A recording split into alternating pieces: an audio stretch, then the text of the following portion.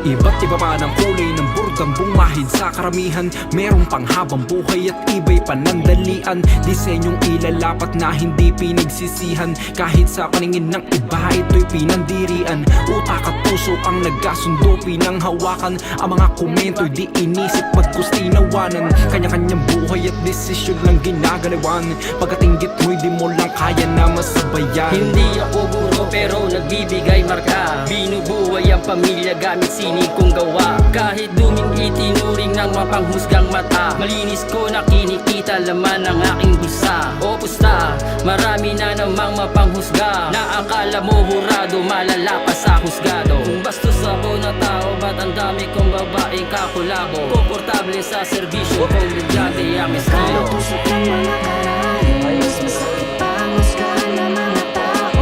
Pero dapat mo maisip galing ang palaro, dahil mas matimbang pa rin ang iyong mga plano.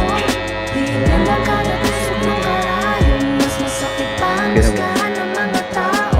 Pero dapat mo maisip galing ang palaro, dahil mas matimbang pa rin ang iyong mga plano.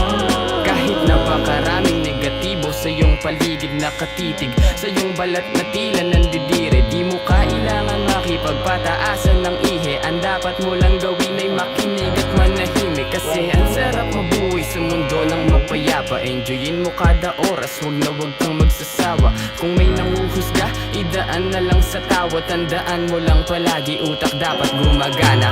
Natatakan ka nang dating sa kanila na bilanggo sa kasalanan. Paano mo matatakasan? Sulyap na naaangasan. Kung maging sa pagyuko mo may matapas sa daanan.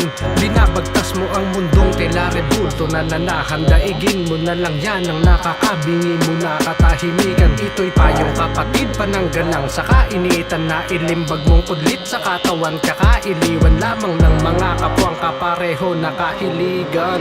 Bilang kada tusok ng mga karayo, mas masakit pa ang husgahan ng mga tao. Pero dapat mong maisip galing ang palalo, dahil mas matimbang pa rin ang iyong mga plano. Bilang kada tusok ng karayo, mas masakit pa ang husgahan ng mga tao. Pero dapat mong maisip galing ang palalo, dahil mas matimbang pa rin ang iyong mga plano. Di kaya na makita ng mata kung gaano kabusilak ang iyong puso, sapagkat madalas nahahatulan lamang ay yung panlabas sa kadahilanan na yun kasi yung mas halata. Bordado man ng tinta, ang katawan ay di alintana, mga tila mapanghusga na titig. Ang ibig kong sabihin ay dapat mong maintindihan, wala ka nang dapat na patunayan sa iba, sa iyong sarili Mga lang. imaheng makasining sa balat inilarawan ng mensaheng sasabihin di malibit na lalaman. Binurda at pinaukit katawan may sinugatan, tsak na di